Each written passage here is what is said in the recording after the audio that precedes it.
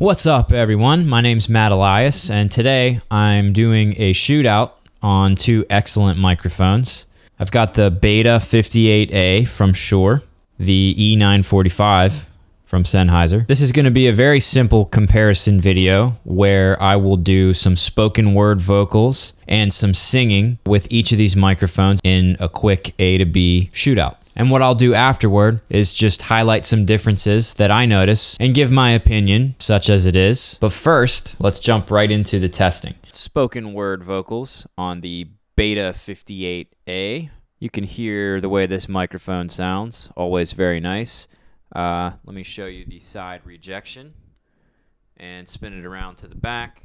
The rear rejection on the Beta 58A.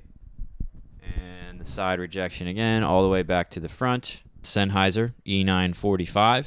Take it to the side, show you the side rejection on this mic. And all the way to the back, the rear rejection. Sideways again, and back to the front. Spoken word vocals, Sennheiser e945.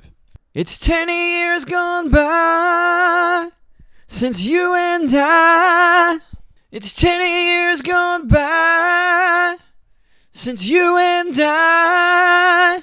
But that train keeps rolling on down to San Antone. But that train keeps rolling on down to San Antone. Show you the bass proximity effect on the Shure Beta 58A. If I come in like this, you can hear the increase in low frequency sounds coming from my voice and back out, and it sounds normal again. All right, we'll do the bass proximity effect test on the E945. As I bring the microphone a little closer, you can hear the bass proximity effect, higher level of low frequencies, and as I bring it back away, back to normal again.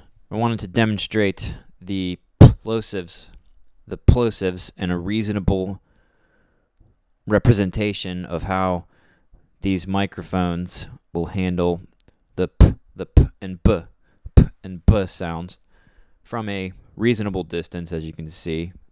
If you were using these mics in a podcast, plosives are something that you have to deal with. And here's the E945 plosive tests. If you were using this for spoken word vocals on a podcast from a reasonable distance, and this is with no extra windscreen as well, so keep that in mind.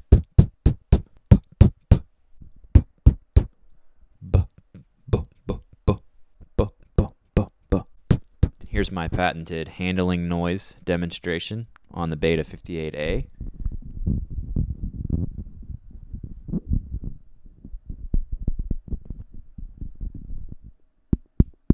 Same thing on the 945.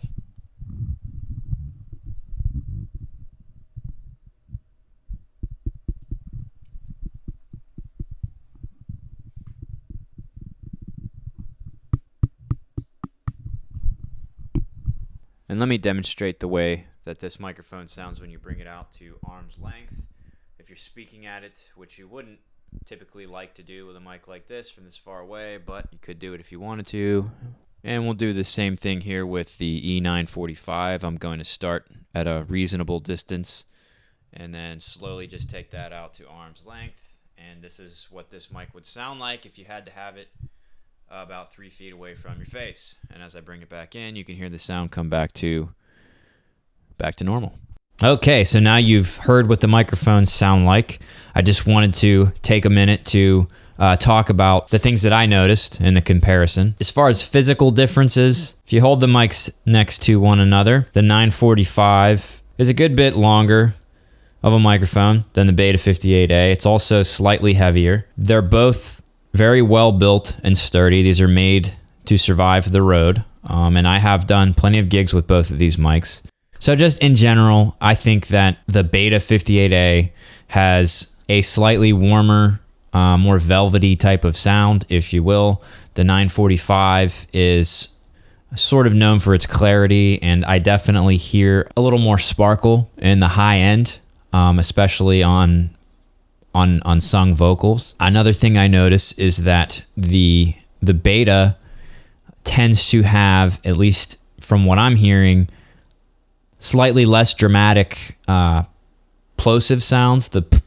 If you look at the two mics, the shape of the grill, which are both hardened metal, by the way, they're very tough, but the Beta has a round grill and the E945 is flat. I suspect, I haven't taken it apart or anything, but I suspect that you're able to get a little closer to the actual capsule, and so that's why you notice a little more plosive sound. The 945, it seemed to me, had noticeably less audible handling noise. You're holding it in your hand, you're walking around, and that's just one more thing to consider. These are both excellent choices if you are especially doing live vocals on stage, on tour. They're tough. You can run them over with your car and they'll be fine. You can judge for yourself. I use them both. I like them both. They're both good at cutting through the mix, particularly the 945. I noticed that just that high-end clarity really lets it cut through. I hope that hearing the two mics next to each other is valuable for you guys, especially if you're trying to decide between these two mics. Thank you for watching. I hope this video is helpful for you. If you like it, leave a like on the video and consider subscribing to my channel for more content like this. So happy microphone shopping, and until next time, late.